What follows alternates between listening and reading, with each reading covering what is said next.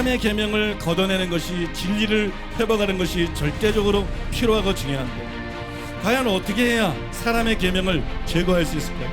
저는 가장 좋은 방법이 개신교 태생의 근거인 칭의의 교리를 재정립하는 겁니다.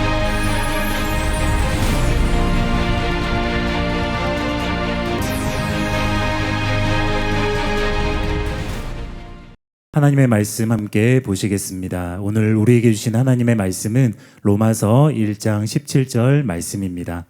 로마서 1장 17절 말씀을 봉독하겠습니다. 복음에는 하나님의 의가 나타나서 믿음으로 믿음에 이르게 하나니 기록된 바 오직 의인은 믿음으로 말미암아 살리라 함과 같으니라. 아멘. 이제 담임 목사님께서 나오셔서 사면초가 오리무중 불가사의 이런 제목으로 하나님 말씀 선포해 주시겠습니다. 요새 설교 제목이 이상해요. 네, 구약 성경에 칭의의 근거가 되는 구절이 두 가지가 있는데요. 하나는 창세기 15장 6절이고 또 하나는 하박국 2장 4절이에요. 보라, 그의 마음은 교만하며 그 속에서 정직하지 못하나 의인은 그의 믿음으로 말미암아 살리라. 창세기 15장 6절도 그렇지만 이 하박국 2장 4절도 신약 성경의 저자들이 3번씩 인용을 했어요. 3번씩 인용을 했는데 우리가 이 구절들을 철저히 연구해 보면 칭의의 교리를 바르게 이해할 수 있고 또 칭의의 교리를 우리가 평소에 알고 있던 것보다 훨씬 깊게 하나님의 의도대로 또 사도 바울의 의도대로 칭의의 교리를 깊게 그렇게 이해할 수가 있습니다. 그래서 살펴보고 있는데요. 이 하박국 2장 4절을 신약 성경에서 제일 첫 번째 인용한 것은 갈라디아서 3장 11절이에요. 또 하나님 앞에서 아무도 율법으로 말미암아 의롭게 되지 못할 것이 분명하니 이는 의인은 믿음으로 살리라 하였음이라. 제가 전에 창세기 15장 6절을 다룰 때 그 신약의 첫 번째 인용이 갈라디아서 3장 6절이었는데 그거를 설명하면서 뭘 설명해 드렸냐 그러면 바울이 창세기 15장 6절을 이신칭의의 근거로 삼은 것이 타당한가? 그 인용이 정당한가? 왜냐하면 거기에 유대교에 대한 이 기독교의 정당성이 있기 때문에 그게 정당하지 않으면 기독교는 한낱 유대교의 이단 종파일 뿐이기 때문에 예수님도 이단이라 그랬고 바울도 이단이라 그랬고 사도들을 사내들인에서 대제사장이나 장로들이 이단이라 그랬던 것처럼 그냥 유대 종파의 이단이 돼버리는 것이기 때문에 그게 굉장히 중요한 거거든요. 그래서 그거를 여러분들에게 자세히 설명해 드렸는데 이 하박국 2장 4절도 마찬가지예요. 하박국 2장 4절을 제일 먼저 인용한 것이 방금 전에 읽어드린 갈라디아서 3장 11절 말씀인데요. 이 갈라디아서 3장 11절을 설명할 때 제가 제일 먼저 설명하고 싶은 것은 과연 이 구절에서 인용한 하박국 2장 4절 이걸 이신칭의의 진리의 근거로 인용을 했는데 그 인용이 정당한가? 정당한가? 과연 기독교는 유대교의 이단이 아니고 과연 기독교는 유대교의 완성이고 구약시대 때는 유대교가 유일한 참정교였지만 신약시대 때는 과연 기독교가 사람들을 구원할 수 있는 하나님이 인정하시는 유일한 참된 종교인가? 이거를 드러내기 위해서 굉장히 중요한 건데 제가 몇 가지 대지로 그거를 설명했습니다. 첫째, 하박국 2장 4절의 믿음은 누구의 믿음인가? 둘째, 이 구절의 신실함을 믿음으로 바꾼 것이 정당한가? 셋째, 과연 이 구절의 살리라가 생명을 얻는다는 뜻인가? 넷째, 이 구절의 의인은 이미 경건한 사람인데 이것을 인용한 것이 정당한가? 이게 굉장히 어려운 부분이에요. 굉장히 어려운 부분이라서 제가 이제 어려운 설교하는데 전문가인데 그래도 이거 설교로 나누기는 좀 힘들다. 설명하기도 쉽지 않고 또 성도들이 이해하는데 이거는 너무나 힘들다. 그래서 인터넷에 공개를 했어요. 인터넷에 공개를 해서 여러분들이 반복해서 읽고 소화할 수 있도록 그렇게 했고 미래에 이제 책으로 이게 나올 텐데 책으로 나올 때 여러분들이 읽어보시면 돼요. 그러면 세세한 부분을 다 이해하지 못한다 그래서 뭐 고민할 필요는 전혀 없고요. 그거 읽으면서 그것만 딱 깨달으면 돼. 하박국 2장 4절을 이신칭의의 진리의 근거로 인용한 것이 정당하구나. 이것이 구약 성경을 잘못 인용한 것이 아니구나. 실제로 그런 의미를 갖고 있는 거구나. 그러니까는 기독교는 유대교의 이단 종파가 아니라 하나님이 인정하시는 유일한 참된 종교구나. 믿습니까? 그것만 딱 이해하고 넘어가면 되는 거예요. 그걸 증명하기 위해서 어려운 얘기들을 굉장히 많이 하는데 그건 학자들에게 필요한 얘기고 또 일부 목사들에게 필요한 얘기고 여러분들은 그거 읽으면서 다 이해 못해도 이게 정당하구나. 정당하구나. 그래서 기독교만이 유일한 참된 종교다. 기독교만이 인류의 희망이다. 그래서 반드시 믿어야 된다. 그것만 깨닫고 넘어가시면 됩니다. 자, 이제 그 이어서 두 번째로 우리가 살펴볼 게 신약의 두 번째 인용이죠. 하박국 2장 4절을 신약성경에서 두 번째 인용한 건데 로마서 1장 오늘 본문을 읽었죠. 로마서 1장 17절입니다. 복음에는 하나님의 의가 나타나서 믿음으로 믿음에 이르게 하나니 기록된 바 오직 의인은 믿음으로 말미암아 살리라 함과 같으니라. 로이드 존즈는 이 구절이 프로테스탄트 종교개혁을 산출했던 어구다 그랬어요. 개신교의 종교개혁을 산출했던 어구다. 그는 또 이렇게 말했습니다.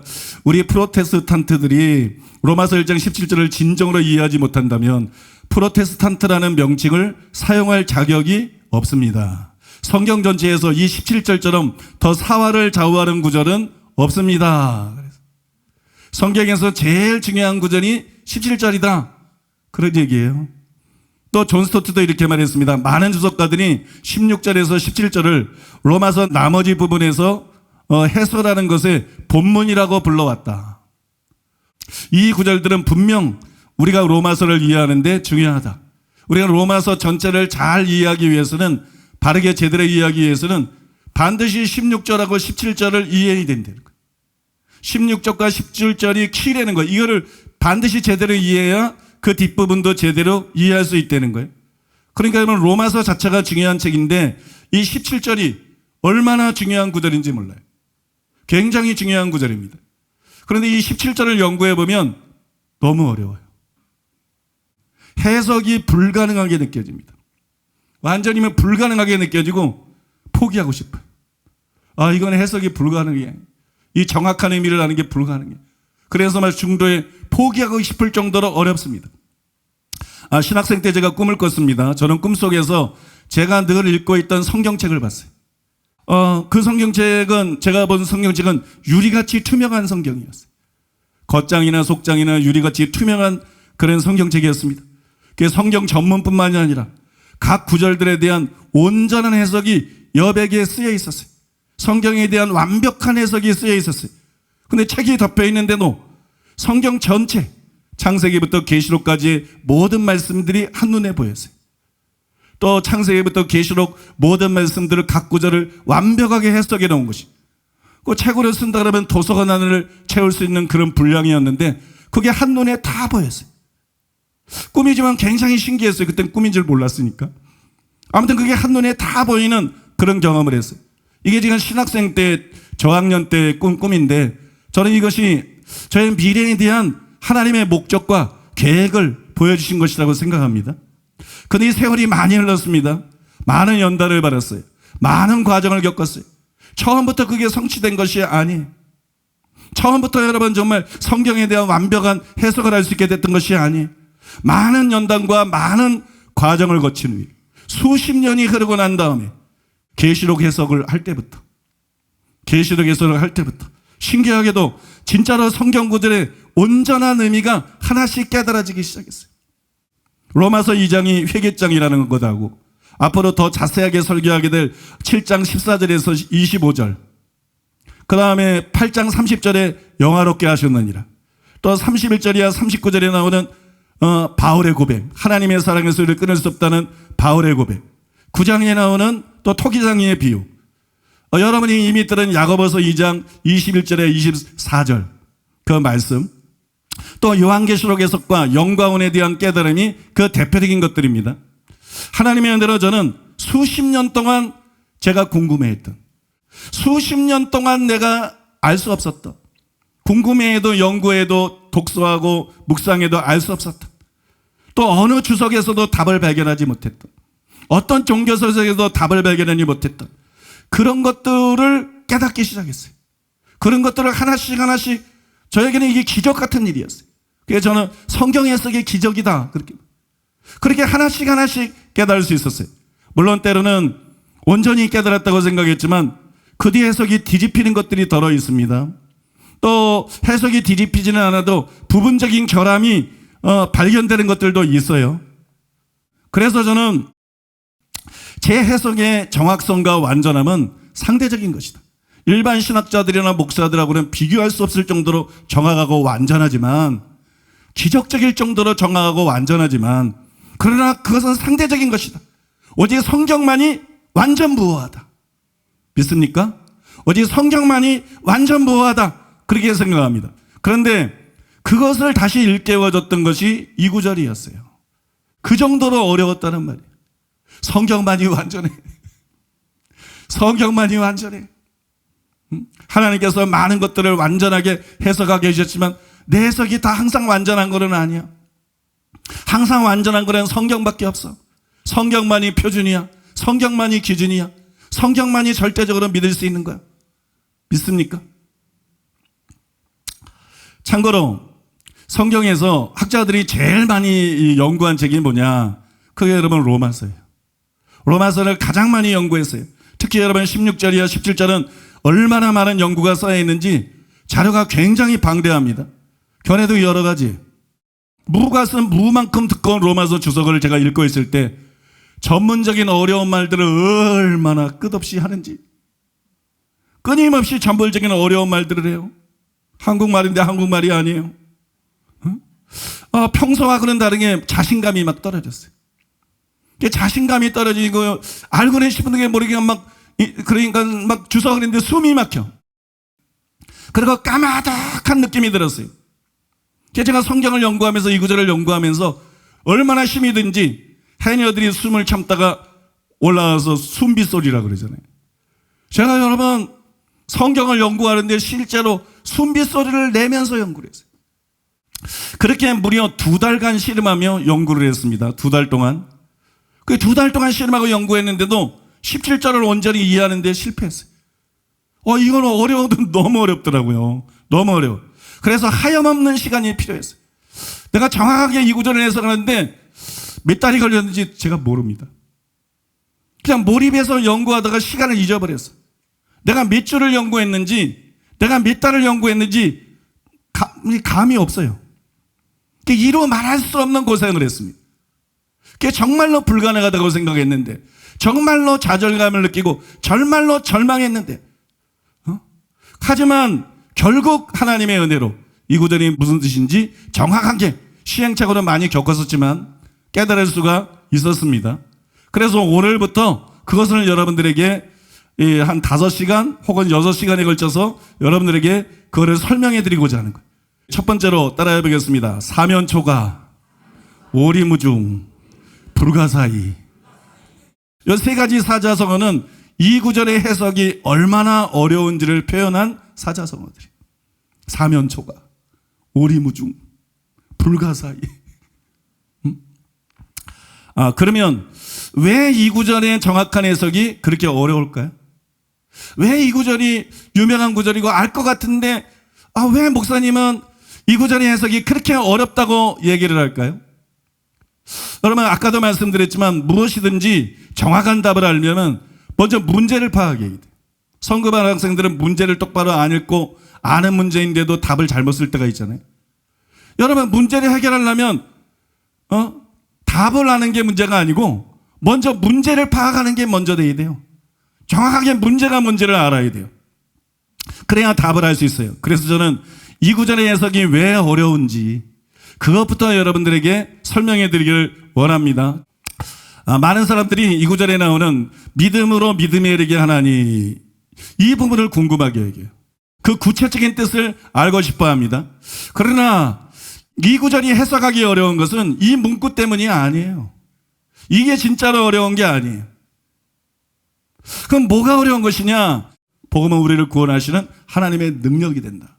이 16절에 나오는 하나님의 능력, 그 다음에 17절에 나오는 하나님의 의, 복음에는 하나님의 의가 나타나서 이 하나님의 능력과 하나님의 의가 부조화된다는 거예요. 왜냐함으로 연결되기 때문에 두 구절이 맞아야 되는데 서로 부조화가 된다는 거예요. 이게 난제예요. 특히 뭐가 난제냐 그러면 17절에 나오는 하나님의 의는 이 하나님의 의의 정확한 의미가 뭔가? 이 하나님의 의의 정확한 뜻이 무엇인가? 또 그것을 하나님의 능력이라는 표현과 어떻게 조화를 시킬 수 있는가? 아까 이게 두 가지가 부조화가 된다 그랬잖아요. 부조화되기 때문에 이게 어려운 거거든요. 그러니까는 하나님의 의의 진짜 의미하고 그 전절에 나오는 하나님의 능력이라는 표현을 어떻게 우리가 조화시킬 수 있느냐? 이게 뭐 거의 불가능합니다. 저도 거기에 막혀가지고 막 고생을 무지 했는데 이게 여러분 실제 최고 난제예요. 이것 때문에 이 구절들이 실제로 어려운 거예요. 그래서 이 두 가지를 차례로 설명해 드리고자 합니다. 첫째, 17절에 나오는 하나님의 의는 구체적으로 어떤 의미인가? 그 다음에 그게 그런 의미라면 16절에 나오는 하나님의 능력이라는 표현하고 조화가 안 되는데, 부조화가 되는데 이게 모순인데 이게 어떻게 해야 조화가 될 수 있는가? 그것을 여러분들에게 차례대로 설명해 드리도록 하겠습니다. 첫째로 따라해 보겠습니다. 용호상박, 막상막하, 진퇴양난. 16절에 나오는 하나님의 능력은 이해하기가 쉬워요. 학자들은 대부분 이것을 죄를 이기게 하고 변화시키는 능력이다. 복음이 우리를 죄사함 받고 의롭다 안 받게 할 뿐만 아니라 복음이 우리를 죄를 이기게 만들고 그 다음에 우리를 변화시키는 능력을 가지고 있다는 뜻이다. 여기 학자들의 의견이 일치합니다. 그게 맞아요. 그래서 이 16절에 하나님의 능력은 이해하기가 쉽습니다. 문제는 뭐냐 그러면 17절에 나오는 하나님의 의가 무엇이냐? 이게 문제예요. 근데 하나님의 의에 대해서는 의견이 나누어집니다. 두 가지 의견으로 팽팽하게 나눠집니다. 그래서 용호상박, 막상막하, 진퇴양난. 두 가지로 나누어지는데요. 첫 번째 견해는 따라해 볼까요? 전통적인 견해. 첫 번째 견해는 전통적인 견해예요. 마르틴 루터를 비롯해서 로이드 존즈 등은 전통적인 견해를 지지합니다. 이분들과 많은 학자들이 하나님의 의가 법정적인 의를 뜻한다 이렇게 생각을 해요. 제가 공부 많이 한 검사 출신의 어떤 분을 만나봤더니 그분이 그 얘기를 하더라고요. 법정적인 의라는 표현이 너무 어렵다. 그래서 이런 분들에게도 어려우면 어떡하지? 그래서 법정적인 의가 뭐냐? 간단한 것입니다. 법정적이라는 것은 심판자가 법에서 선고하는 거예요. 법정적인 의는 우리를 심판하신 하나님이 너희는 의인이다 이렇게 선언하는 거예요. 그게 칭의예요. 칭의. 의롭다 하심. 우리를 판단하고 우리를 심판하신 하나님이 우리가 죄가 많은데도 우리가 죄인인데도 회개하고 예수님을 믿을 때 예수님의 십자가 보혈롱도 우리 죄를 사하시고 예수님의 의가 우리에게 전가가 돼가지고 믿습니까? 너는 의롭다. 너는 의인이다. 이렇게 선언하는 거예요. 그게 칭의입니다. 그 칭의를 지금 받는 게 임의의 칭의고 그 칭의를 마지막 심판날 때 받아가지고 천국에 들어가는 게 아직의 칭의입니다. 그러니까 법정적인 의라 그러는 것은 바로 칭의를 뜻한다. 의롭다 하심을 뜻한다. 그렇게 이해하시고 들어주시기를 바랍니다. 아무튼 마르틴 루터를 통해서 로이드 존즈 또 수많은 학자들이 여기 나오는 하나님의 의를 법정적인 의다 이렇게 이해한다고 말씀드렸고 이게 전통적인 견해입니다. 저는 여기에 동의를 합니다. 사실 이거는 캐치하기 어려운 게 아니에요. 제가 볼 때면 누구나 쉽게 캐치할 수 있는 매우 단순한 것이 먼저 17절 자체가 그것을 보여줍니다. 복음에는 하나님의 의가 나타나서 믿음으로 믿음에 이르게 하나니 기록된 바 오직 의인은 믿음으로 말미암아 살리라 함과 같으니라. 여기 17절 하반절에 보니까는 바울이 하박국 2장 4절을 인용했어요. 오직 의인은 믿음으로 말미암아 살리라. 그런데 이 하박국 2장 4절은 이신칭의, 즉 믿음으로 의롭다함을 받는다 그런 뜻이잖아요. 그죠? 그런 뜻이죠. 또 여러분 기록된 바라는 말이 보여주고 있는 것처럼 하나님의 의인은 결국 뒤에 나오는 오직 의인은 믿음으로 말미암아 살리라 그거하고 같은 의미인 것이에요. 기록된 바가 앞에서 말한 것의 성경적인 근거를 말해주는 것이기 때문에 이게 서로 같은 의미가 되는 것이죠. 그러니까는 복잡하게 생각하고 말 것도 없어요. 하나님의 의는 뭐냐? 복음에 나타나는 하나님의 의는 뭐냐? 법정적인 의입니다. 그래서 우리가 칭의를 얻기 위해서 예수를 믿는 거예요. 칭의를 얻기 위해서 복음을 믿는 거예요. 믿습니까? 또 바울은 17절에서 복음에는 하나님의 의가 나타난다고 한 후에 18절부터 3장 19절까지 이것 외에는 구원받을 방법이 없는 이유로 인류가 모두 죄인이다. 이방인도 죄인이고 유대인도 죄인이고 전 인류가 다 죄인이다. 그거를 설명을 했어요. 왜 칭의 외에는 왜 법정적인 의 외에는 구원받을 방법이 없지? 사람은 다 죄인이니까. 사람은 다 죄인이라서 예수 믿고 의롭다함 받지 않고 심판대 앞에 서면 다 죄인으로 드러나고 다 지옥 형벌을 받게 됩니다. 그래서 예수 믿고 의롭다함 받는 것 외에는 구원받을 방법이 없다는 것이에요. 인류가 모두 죄인이라는 것이에요. 그것에 근거해서 20절에서 율법의 행위로는 의롭다 하심을 얻을 육체가 없다. 우리가 잘 아는 그 말씀을 선포하는 거예요. 그 다음에 21절이나 24절에서는 17절에서 말한 믿는 자에게 주어지는 하나님의 의를 다시 자세히 설명했어요. 율법의 행위로는 다 죄인이고 율법의 행위로는 의롭다 함을 얻을 육체가 없기 때문에 오직 복음에 나타나 있는 하나님의 의, 믿는 자에게 주어지는 하나님의 의, 그래서 의롭다 함 받는 것, 이것만이 구원의 유일한 길이다. 이것을 통해서만 구원받을 수 있다. 그걸 말한 거예요. 이제는 율법 외에 하나님의 한 의가 나타났으니 율법과 선지자들에게 증거를 받은 것이라.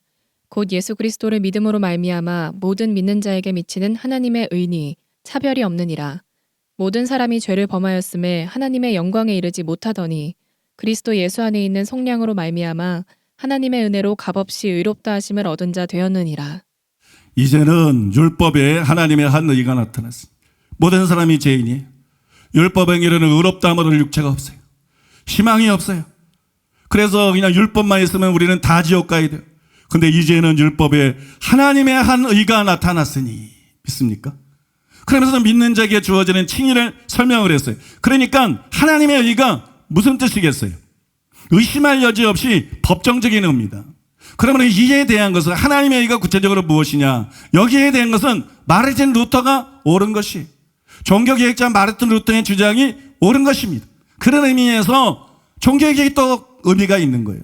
종교개혁이 또 가치가 있는 것이에요. 참고로 로이드 존즈도 저와 똑같은 이유로 하나님의 의를 단순히 법정적인 의로 이해를 했습니다. 복음은 하나님께로부터 온 한 의를 말합니다. 하나님의 의에서 마련되고 주 예수 그리스도 우리 주로 말미암아 그 안에서 제공된 의에 대해서 말합니다. 그것은 이런 식으로 일어납니다.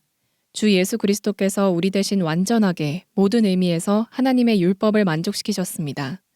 그는 여자에게서 나셨습니다. 그리고 율법 아래 나셨습니다. 율법 아래 들어오신 후 율법에 대하여 완전한 순종을 드렸습니다. 그는 율법의 1.1획이라도 다 지키셨습니다. 어떠한 방면에서도 실패한 적이 없습니다. 그는 완전하고 철저하고 절대적으로 하나님의 율법을 이행하셨습니다. 그뿐만이 아닙니다. 그는 모든 죄와 모든 죄악들에 대해서 선고하는 율법의 모든 형벌을 다 처리하셨습니다. 그는 여러분과 저의 죄책을 스스로 짊어지시고 형벌을 당하셨습니다. 율법의 형벌이 그에게 부어졌습니다. 그래서 이제 율법이 요구할 수 있는 것은 아무것도 없습니다. 복음은 하나님께서 바로 그러한 일을 하라고 그리스도를 보내셨다고 공표합니다. 하나님의 구원 방식은 그리스도를 믿는 우리에게 주 예수 그리스도 자신의 의를 지금 두신다는 데 있습니다. 그는 그것을 우리에게 전가하십니다. 그 어휘는 우리의 것으로 계산한다는 뜻입니다. 그는 예수 그리스도의 의를 우리의 계산서에 써넣었습니다. 무엇보다 먼저 하나님께서는 우리의 빚을 청산하셨습니다. 왜냐하면 그리스도께서 그 모든 것을 지불하셨기 때문입니다. 그러므로 그 채무가 적혀있는 책이 도말되었고 하나님 편에서 깨끗하게 지워졌습니다. 그런 다음에 적극적으로 그리스도의 모든 완전함과 의를 내 계산서에 써넣었습니다. 그리고 예수 그리스도의 의를 두루마기로 옷 입고 나는 하나님 앞에 섭니다. 그것이 바로 사도가 복음에는 하나님의 의가 나타났으니 라고 말하는 뜻입니다. 하나님께서 예비하신 의, 그리스도 안에서 그리스도로 말미암아 우리에게 주신 이 의가 나타났다는 것입니다. 그것이 복음의 전체 메시지입니다. 사도가 그 점을 어떻게 반복하고 있는지를 다시 주목하십시다. 그는 1장 17절에서 그것을 말했는데 3장 21절에서 다시 말하고 있습니다. 20절에서 그는 그러므로 율법의 행위로 그의 앞에 의롭다 하심을 얻을 육체가 없나니 율법으로는 죄를 깨달음이니라. 그러나 이제는 율법 외에 하나님의 한 의가 나타났으니 율법과 선지자들에게 증거를 받은 것이라. 곧 예수 그리스도를 믿음으로 말미암아 모든 믿는 자에게 미치는 하나님의 의니 차별이 없느니라. 그러나 아마 이 진리에 대한 가장 분명한 진술은 빌립보서 3장 9절일 것입니다. 그 안에서 발견되려 함이니 내가 가진 의는 율법에서 난 것이 아니요 오직 그리스도를 믿음으로 말미암은 것이니 곧 믿음으로 하나님께로서 난 의라. 바로 그 점이 아주 명백히 밝혀져 있지 않습니까? 그를 믿음으로 내가 가진 의는 율법에서 난 것이 아니요 오직 그리스도를 믿음으로 말미암은 것이니 곧 믿음으로 하나님께로서 난 의라. 하나의 속성으로서의 하나님의 의가 아니라 믿음으로 우리에게 주어지는 이른바 하나님께 속하고 하나님께로부터 온 의입니다. 믿음으로 우리가 가지게 되는 그리스도의 의입니다. 왜 로이드 존즈가 저하고 똑같은 개념을 갖고 똑같이 설명을 했다 그러냐면 로마서 1장 17절에 복음에는 하나님의 의가 나타난다 그랬는데 결국 그 의가 뭐냐? 그거를 더 자세히 설명한 게 3장 21절이야 26절인 거예요. 근데 3장 21절에 다시 율법에 하나님의 한 의가 나타났으니 그러면서 이게 모든 믿는 자에게 미치는 하나님의 의다. 값없이 의롭다 하심을 얻었느니라. 이게 법정적인 의라는 거를 21절이라 해서 보여주잖아요. 3장 21절에 해서 보여주잖아요. 그렇게 로이드 존즈가 설명을 했다. 그러므로 하나님의 의는 단지 법정적인 의를 뜻하는 것이 저는 그런 결론에 도달을 했습니다. 두 번째로 따라해 보겠습니다. 새로 유행하는 견해. 앞에서 설명해 드린 것은 전통적인 견해예요. 그래서 저는 하나님의 의에 대한 견해가 이게 전부인 줄 알았어요. 뭐 하나님의 의 당연히 법정적인 의지. 예수를 믿는 자를 의롭다 하시는 법정적인 의지. 복음에는 바로 그 의가 나타나는 것이지. 저는 단순히 그렇게 생각하고 살았어요. 지금까지. 단순히 그렇게 생각하고 살았는데 근데 17절을 연구하다 보니까 무시할 수 없는 새로운 주장이 나타나더라고요. 그 예를 들어서 더글라스 문은 하나님의 의가 법정적인 것이라는 것을 인정하면서 이렇게 썼어요. 하나님의 의는 하나님의 하나의 활동을 가리킬 수 있다. righteous라는 영어 단어는 당연히 어떤 추상적인 성질을 지칭하지만 이 단어에 상당하는 70인여 개 헬라어 용어 디카이오슈네의 용법은 그 의미의 폭이 훨씬 넓어 의를 세우기라는 동적인 의미를 포함한다. 특히 시편과 이사야서의 많은 곳에서 의미심장하게도 하나님의 의가 그의 백성을 위한 하나님의 구원의 개입을 가리킨다. 만일 바울이 의라는 단어에 이런 성서적 의미를 쓰고 있는 것이라면 그가 여기서 말하고자 하는 요지는 복음이 하나님의 구원 행위를 분명히 보여준다는 뜻이 될 것이다. 간단한 얘기예요. 하나님의 의가 우리는 단순히 법정적인 의인 줄 알았더니 우리를 의롭다고 선언해 주시는 그 의인 줄 알았더니 이 학자는 하나님의 의가 단순히 법정적인 의가 아니라 하나님의 활동이라는 거예요. 하나님의 활동. 왜냐하면 구약 성경에 보면 하나님의 의하고 하나님의 구원하고 병행되는 게 많다는 거예요.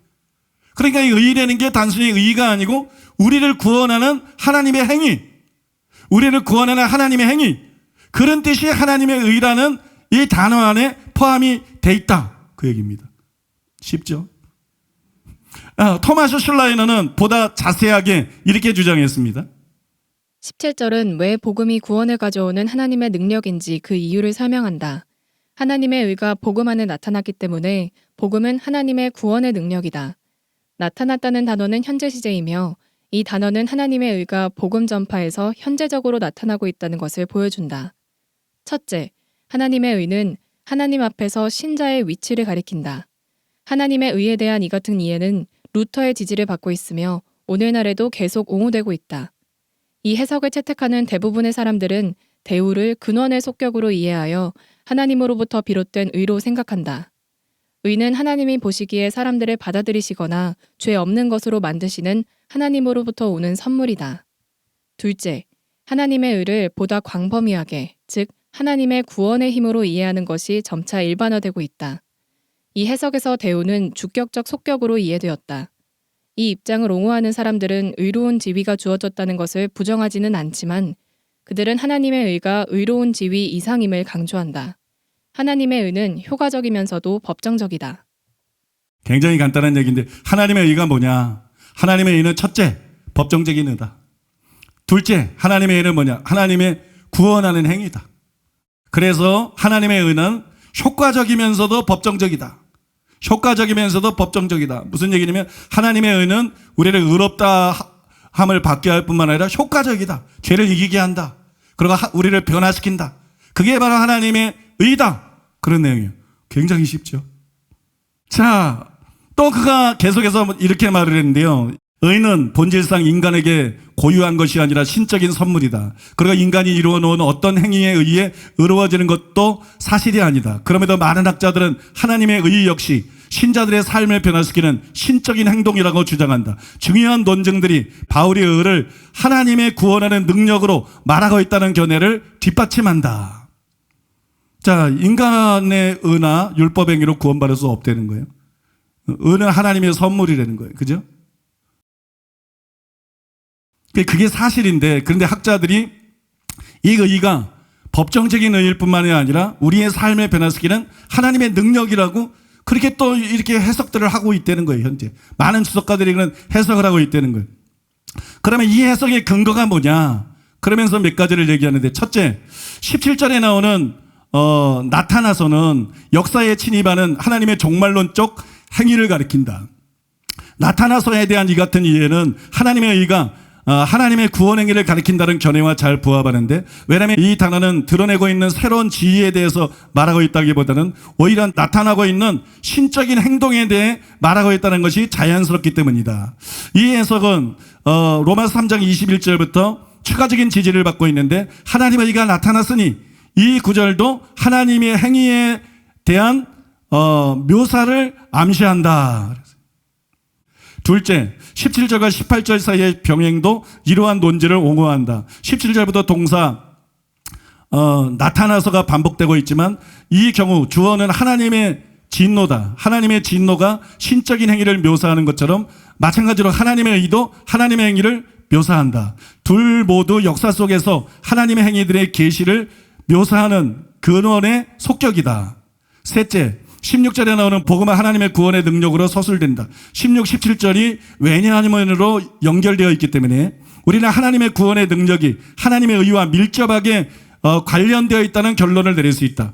구원으로 이끄는 하나님의 능력이 하나님의 행위를 묘사하기 때문에 하나님의 의도 비슷하게 해석되어야 할 것 같다. 넷째, 이 해석에 대한 가장 강력한 논증 중에 하나는 구약 배경이다. 대개 70인역에서 의 단어군에 의해 번역되는 차타크 단어군은 특히 시편과 이사야서에서 하나님의 구원 행위를 자주 언급한다. 여호와께서 그의 구원을 알게 하시며 그의 공의를 문 나라의 목전에서 명백히 나타내셨도다. 의와 구원 사이의 병행이 분명하게 나타나는데, 이는 시편 기자가 하나님의 구원의 의에 대해 말하고 있음을 보여준다. 시편 71편에서 시편 기자는 하나님이 개입하여 주실 것을 기도하며 하나님이 자신을 구원해 주실 것을 간청한다. 만일 하나님이 시편 기자를 위해 개입하신다면 시편 기자는 하나님의 공의를 전하며 하나님의 구원을 말하겠다고 약속한다. 이사야 51장 8절은 나의 공의는 영원히 있겠고 나의 구원은 세세에 미치리라고 말한다. 그 밖에 많은 본문들을 예로 들 수 있지만 도출되어야 하는 결론은 명백하다. 구약 성경에서 의는 하나님의 구원 행위를 가리키며 또한 하나님의 구원 행위를 묘사하는 하나의 방식이다. 두 해석들을 옹호하는 것은 상당하며 또한 이 두 견해들에 대한 다른 증거도 제시될 수 있다. 나는 여기서 둘 중 하나를 선택하는 것은 실수하는 일이 될 수 있기 때문에 나는 하나님의 의라는 용어가 법정적이면서도 또한 변화를 일으키는 것으로 결론 내린다. 이렇게 말했어요. 여러분 읽어보시면 논적이 굉장히 탄탄해요. 굉장히 글을 써요. 그래서 저는 이 글을 읽는데 처음부터 굉장히 그럴듯하네. 굉장히 논리가 탄탄하네. 근데 뭔가 미심쩍다. 뭔가 이상하다. 그런 느낌이 들어요. 그래서 정말로 그런가 하고 열린 마음으로 꼼꼼하게 따져봤어요. 그 결과 이게 옳은 견해가 아니다. 그런 결론에 도달을 했어요. 그럼 이게 지금 새로 유행하고 있는 세계적인 가장 뛰어난 학자들이 지지하고 있는 하나님의 의에 대한 이런 새로운 개념인데 왜 이게 성경적이 아니냐? 왜 이게 옳은 게 아니냐? 이제 설명을 해드릴게요. 첫째로 슐라이너가 뭐라 그랬냐면 17절에 나오는 동사 아포칼립테타이, 나타나서라는 뜻인데, 나타나서는 역사에 침입하는 하나님의 종말론적인 행위를 가리키고, 그러니까 하나님의 어떤 행위라는 거예요. 이 같은 이해는 하나님의 의가 하나님의 구원의 행위를 가리킨다는 견해와 잘 부합된다, 그렇게 주장을 했어요. 또 나타났다, 아포칼립테타이, 이 나타났다는 단어는 현재 시제이며, 이 단어는 하나님의 의가 복음 전파에서 현재적으로 나타나고 있다는 것을 보여준다. 그러니까 복음을 듣는 사람들에게 하나님께서 현재적으로 그들을 죄를 이기게 하고 그들을 변화시키는 능력으로 역사하는 하나님의 행위를 가리킨다, 그렇게 여러분 주장을 한 것이에요. 그런데 이 나타나서라는 단어, 아포칼립테타이라는 단어가 정확하게 이 슐라이너가 주장한 것처럼 하나님의 행위를 뜻하는 것으로 사용된 경우는 제가 알기에는 요한복음 12장 38절 한 구절밖에 없어요. 거기에 보면 이런 말씀이 있어요. 이런 선지자 이사야로 하신 말씀을 이루려 하심이라. 이르되 주여 우리에게서 들은 바를 누가 믿었으며 주의 팔이 누구에게 나타났나이까? 주의 팔이 누구에게 나타났나이까? 이게 아포칼립테타이. 그러니까 주의 팔이 누구에게 나타났느냐? 하나님께서 역사한 걸 말하는 거죠. 하나님의 행위를 여기서는 이제 그런 의미로 쓰였어요. 그래서 그런 의미로 보는 게 전혀 불가능한 것은 아니죠. 그 외에는 또 이제 다른 의미로 쓰인 것들도 있는데 그거를 뭐 시간 관계상 다 살펴볼 필요는 없고요. 이 단어가 가장 많이 사용된 게 뭐냐? 계시를 뜻하는 단어로 사용됐어요. 아포칼립테타이. 마태복음 11장 25절. 어린아이들에게는 나타내심을, 이게 아포칼립테타이. 이것을 지혜 있고 슬기 인자에게는 숨기시고 어린아이에게는 나타내심을 감사하나이다. 너무 많은 예들이 있어. 27절, 누가복음 10장 21절 22절, 고전 2장 10절, 또 뭐 14장 30절, 에베소서 1장 17절, 또 3장 5절, 빌립보서 3장 15절. 여기 전부 계시를 뜻하는 의미로 이 단어가 사용이 됐어요. 그러니까 아포칼립테타이라는 단어의 주된 의미는 행동이 아니라는 거예요. 하나님의 구원하는 행동이 아니고 아포칼립테타이라는 이 단어의 주된 의미는 계시라는 거예요. 감추인 걸 드러내고 나타내주는 거라는 거예요. 그래서 여러분, 나타나서의 현재시를 그런 뜻으로 이해를 하면 안 되고 복음을 전할 때마다 계속 하나님의 의가 사람들에게 계시된다는 뜻으로 이해를 해야 되는 거예요. 복음에 하나님에게 나타나 있어. 그게 복음을 전할 때마다 이게 현재 시제야. 계속 그 하나님의 의가 계시돼. 그 하나님의 의가 우리에게 얼마나 필요한지, 우리가 하나님의 의가 아니면 구원받을 수 없다는 걸 복음이 전할 때마다 계속 그 복음을 통해서 드러나는 거예요. 그게 각 사람들에게 계시가 되는 거예요. 믿습니까? 그거를 나타내는 것인지 슐라이너가 말하는 이런 주장이 아니라는 거예요. 공동번역 성경 로마서 1장 17절에 보면 그래서 이렇게 번역을 했어요. 복음은 하나님께서 인간을 당신과 올바른 관계에 놓아주시는 길을 보여주십니다. 이게 나타났다는 의미지 행위를 말하는 게 아니라는 거예요. 또한 여러분 3장 21절에서 나타났으니로 번역된 파네로라는 단어, 이건 17절에 나오는 나타나서고 단어가 틀려요. 거기는 아포칼립테타이고 3장 21절에 율법에 하나님의 한 의가 나타났으니 이러는데 파네로라는 단어인데 두 단어가 동의어입니다. 같은 의미를 가지고 있는 단어고요. 그래서 계시하다, 알리다, 보여주다, 나타내다, 그런 뜻이에요. 그런 뜻이에요. 게다가 22절에 의하면, 지금 21절 얘기를 했는데 22절에 의하면 율법에 하나님의 한 의가 나타났으니, 나타난 게 뭐예요? 하나님의 한 의잖아요. 하나님의 한 의를 나타낸 거잖아요. 그죠? 근데 이 하나님의 한 의가 하나님의 구원 행위가 아니라 믿는 자에게 주어지는 법정적인 의를 뜻한다는 거예요. 그게 그 다음 구절인 22절을 보면 분명히 알 수 있다는 거죠. 왜냐하면 21절에서는 율법에 하나님의 한 의가 나타났다 그랬어요. 그 다음에 22절 보니까 곧 그래요. 곧. 그럼 그 하나님의 의가 뭐지? 그거예요. 율법에 나타난 그 하나님의 한 의가 뭐지? 곧 예수 그리스도를 믿음으로 말미암아 모든 믿는 자에게 미치는 하나님의 의니 차별이 없느니라. 칭이잖아요. 법정적인 의잖아요. 그러면 복음에 하나님의 의가 계시되어 있고 복음을 전할 때마다 그것이 사람들에게 계시된다는 뜻이지 학자들이 말하는 것처럼 하나님의 구원 행위를 말하는 게 아니라는 거예요. 믿습니까? 이해가 되시죠? 둘째로 슐라이너는 17절과 18절에 아포칼립테타이라는 단어가 반복되고 있고 이게 병행을 이루고 있다는 거예요. 병행을 이룬다는 것은 같은 뜻이라는 의미가 돼버리는 거예요. 그런데 18절의 경우 하나님의 진노가 나타나서 이렇게 되어 있거든요. 그 하나님의 진노가 나타난다 이게 뭐예요? 하나님의 심판하는 행위죠. 하나님의 진노가 나타나면 하나님의 심판하는 행위죠. 그런데 17절에는 복음에는 하나님의 의가 나타나서 그랬으니까 18절과 마찬가지로 여기에 나타나서도 이건 하나님의 구원하는 행위다.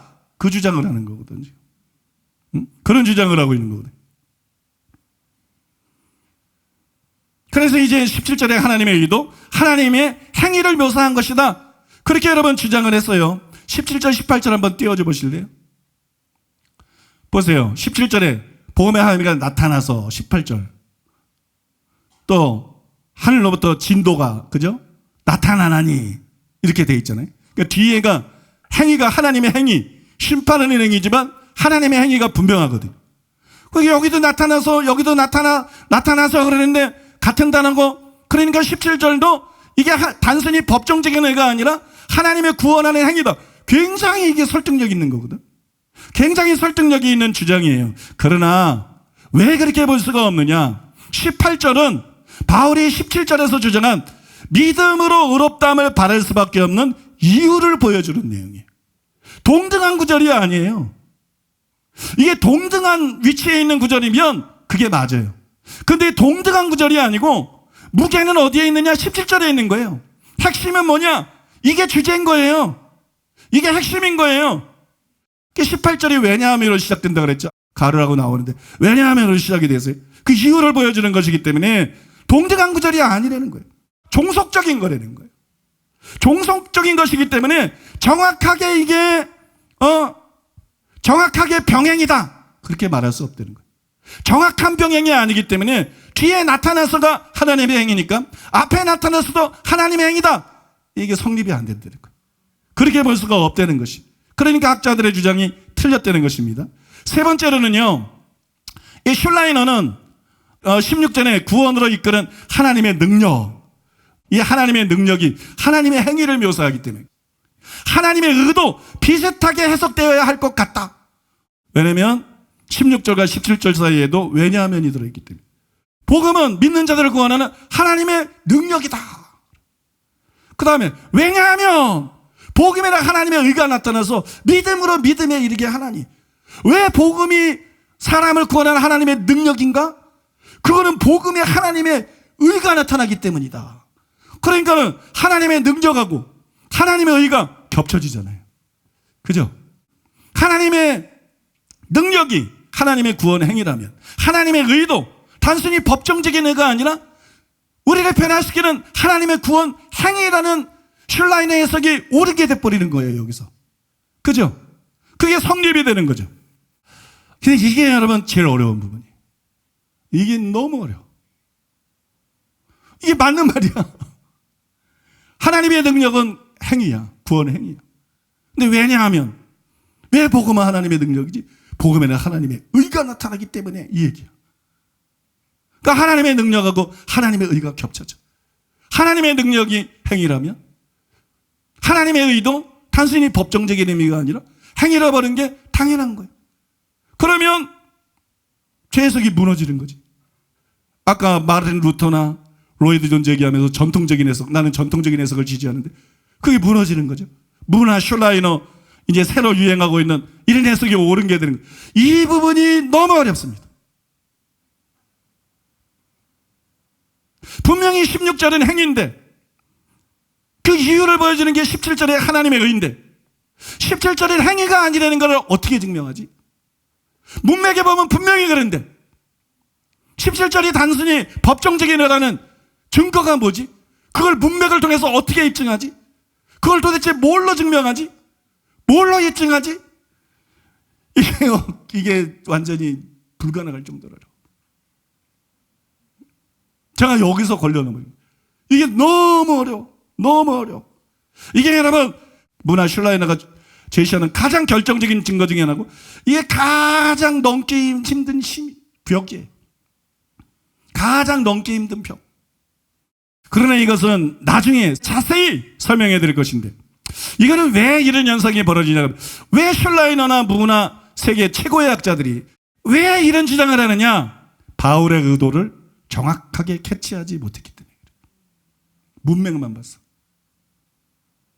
문맥보다 더 근원에 있는 게 의도야, 의도. 바울이 17장에서 왜 그렇게 말했는지, 18장에서 바울은 어떤 의도가 있어 그렇게 말한다. 바울의 의도를 파악하지 못했어. 그냥 기계적으로 문맥만 봤어. 진짜 바울의 생각을 읽지 못했어. 진짜 바울의 마음을 꿰뚫어 보지 못했어. 바울의 의도를 정확하게 파악하지 못했기 때문에 이게 발생하는 오해입니다. 지금은 이렇게밖에 말씀을 못 드려요.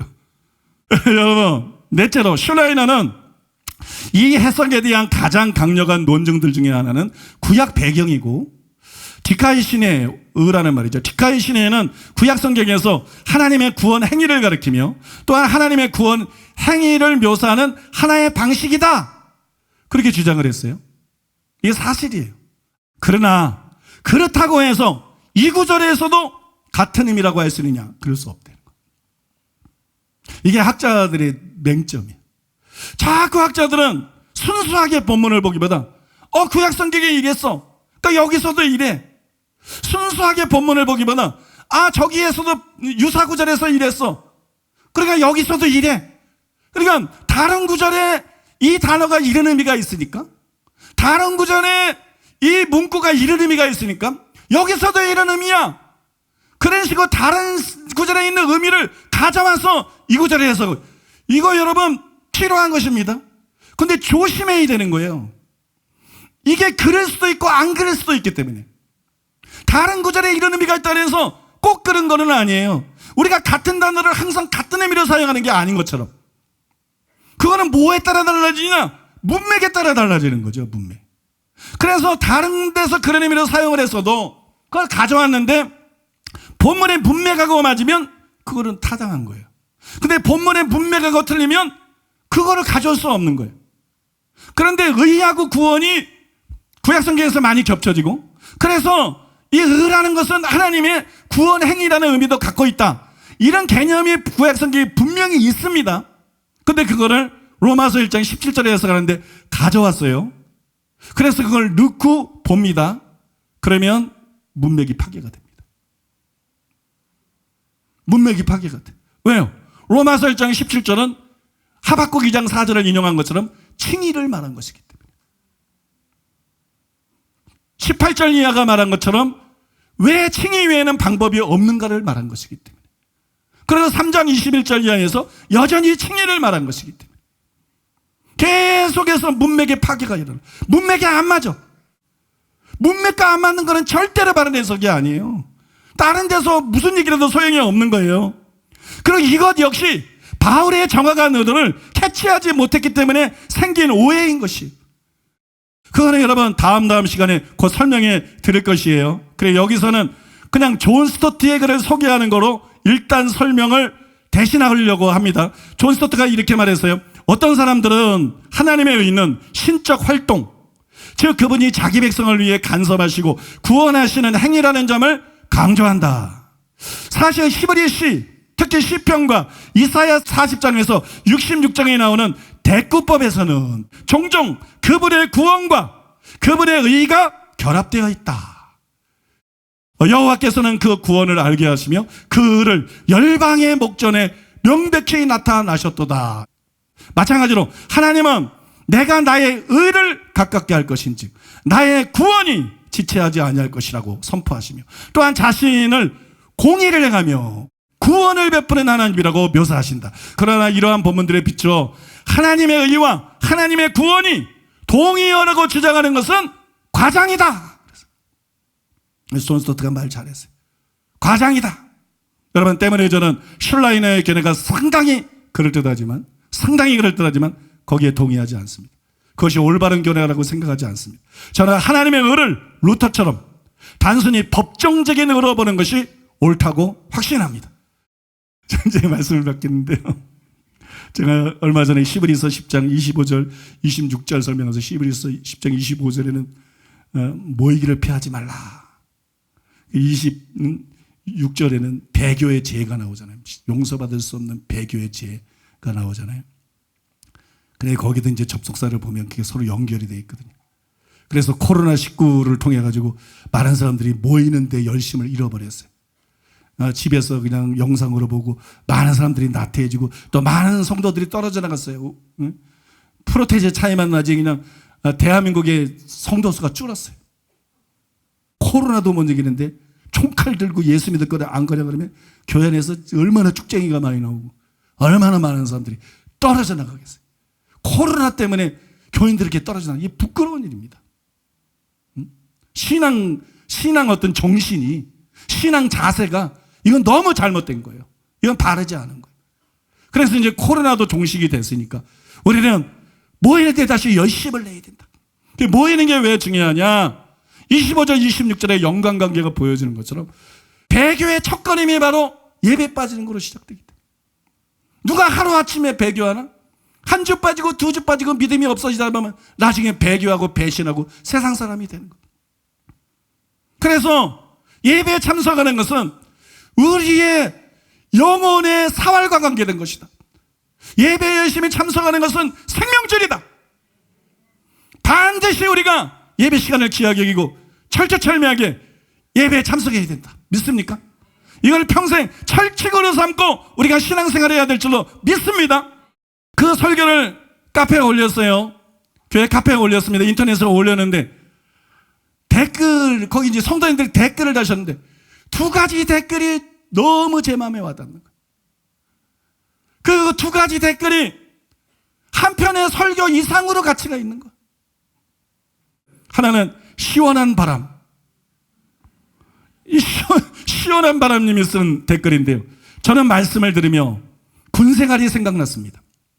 군대에서 1병, 2등병들은 예배 참석하기가 쉽지 않습니다. 그런데 고참들의 핍박 때문에 상병, 병장 때까지 예배에 가지 않다가 그때 되어서 가야지 했던 친구들은 다들 신앙을 잃어버리는 모습을 보았습니다. 그러나 2등병 때부터 핍박을 받으며 신앙생활을 성실하게 잘했던 친구들은 오히려 군대에서 보석보다 귀한 신앙을 얻어가는 모습을 보았습니다. 하나는 주빌라테. 여러분, 주빌라테라는 분이 이런 댓글을 달았어요. 저희 사촌 동생이 정말 신실하게 신앙생활을 했는데 고3 때 공부할 시간이 부족하다고 시험 끝나면 신앙생활 제대로 하겠다고 했습니다. 그 결과 시험은 잘 쳐서 변호사가 되었지만 신앙을 잃어버렸습니다. 모든 것을 다 잃어도 주님을 잃어버리지 않는 그런 삶을 살아가기를 원합니다. 여러분, 고3이라고 예외 아닙니다. 여러분, 2등병, 1등병이라고 예외 아닙니다. 시집간 새댁이라고 예외 아닙니다. 남편이 불신자라고 시어머니가 불교신자라고 예외가 아닙니다. 어떤 이유로든지 간에 교회를 쉬는 거, 예배 빠지는 거, 그건 자기 영혼을 위태롭게 하는 것입니다. 변호사 됐으면 뭐예요? 판사 됐으면 뭐예요? 검사 됐으면 뭐예요? 대통령 됐으면 뭐예요? 지옥 가면 아무 소용없는 것이에요. 여러분 믿습니까? 그래서 여러분 절대로 여러분들이 여러분 영혼을 사랑해야 돼. 하나님은 우리 영혼을 사랑하는 거예요. 여러분들 스스로 여러분 영혼을 사랑하고 모이기를 피하는 습관 버리고 모이는 일에 열심 내는 여러분들 다 되시기를 예수님의 이름으로 축복합니다. 그렇게 결단하고 열심히 모이는 여러분 되시기를 예수님의 이름으로 축복합니다.